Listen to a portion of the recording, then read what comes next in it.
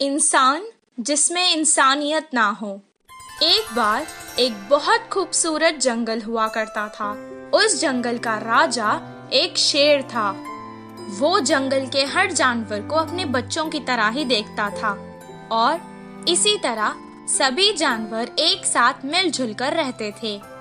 एक दिन एक हाथी पेड़ से फल तोड़कर खा रही थी और अचानक उसे चक्कर आ गए और वो गिर गई। उसे गिरा हुआ देखकर जंगल के कुछ हाथी वहाँ आ गए और वो उससे उस जंगल के वैद्य के पास ले गए। बंदर वैद्य ने उसे कुछ देर देखा और कहा, इसे कुछ नहीं हुआ है, परेशानी की कोई बात नहीं है, ये माँ बनने वाली है। ये खुशखबरी सुनकर जंगल के सभी जानवर खुशी मनाने लगे। गधे ने हाथी से कहा, अरे वाह, अब बस आराम करना और मेरी तरह भारी चीजें मत उठाना। हिरन ने भी कहा, तुम मेरी तरह कूदा मत करो, आराम से चलो। मंत्री लोमनी ने कहा, मेरी तरह जो मिले वो मत खाना, अच्छा खाना खाओ।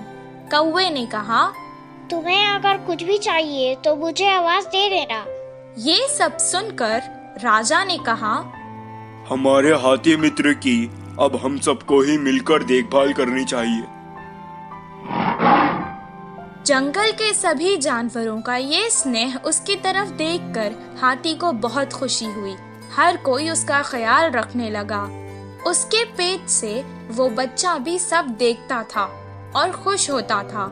एक दिन उस मासूम को प्यास लग रही थी। माँ, मुझे बहुत प्यास लग रही है, पानी पी लो ना।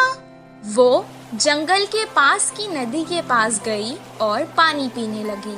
पानी पीकर वो खुश हो गई और कहने लगी, माँ, मुझे सारा जंगल दिखाओ ना, मैं देखना चाहता हूँ। तब वो धीरे धीरे चलते हुए उसे सब कुछ दिखाने लगी।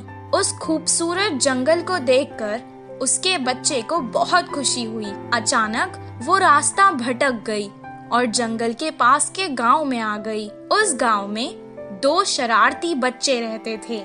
वो हमेशा सबको सताते और खुश होते थे। गांव के मुखिया की कई डांट पड़ने के बाद भी वो ना बदले, बल्कि उनकी शरारत दिन ब दिन और बढ़ती चली गई। कुछ दिन बाद उन्होंने सोचा कि पटाखों के साथ कुछ शरारत करते हैं। तब उन्होंने वो पटाखे एक अनानास में भर डाले और रख दिए। तभी वहाँ से वो हाथी जा रही थी। पटाखों से भरा अनानास उन्होंने उस बेचारे हाथी को खिला दिया।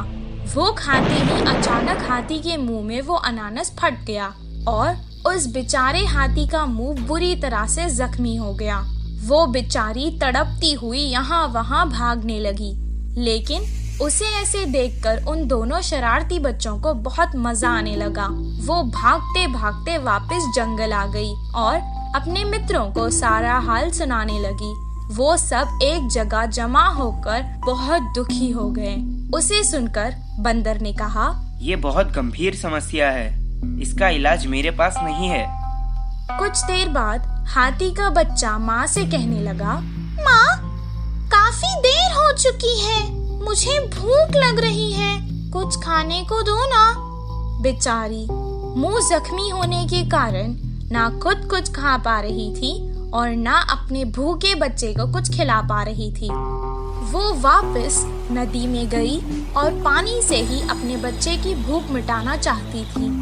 कुछ देर पानी पीने के बाद उसने अपने मासूम बच्चे से रोते हुए कहा, बेटा, मुझे माफ कर देना, मैं तुम्हें इस जालिम दुनिया में नहीं आने दूंगी। इतना कहकर उसने अपनी जान दे दी। हाथी की मृत्यु देखकर जंगल के सभी जानवर दुखी हो गए और उस घटना के बाद कभी कोई उस जंगल से बाहर नहीं गया। इस कहानी से हमें ये शिक्षा मिलती है कि जिस इंसान में इंसानियत ना हो वो